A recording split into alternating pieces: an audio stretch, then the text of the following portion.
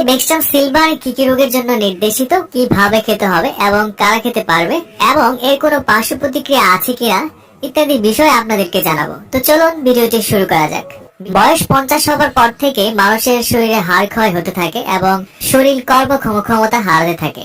এ সময় তার দরকার বেশি বেশি ভিটামিন, পুষ্টি এবং মিনারেল সমৃদ্ধ খাবার।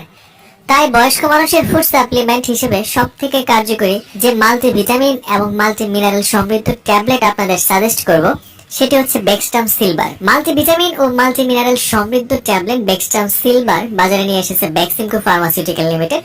এর প্রতিটি ট্যাবলেটে রয়েছে প্রায় 30 রকমের উপরে ভিটামিন এবং মিনারেল, বা বলতে পারেন A to Z এর সিলভার প্রিপারেশন।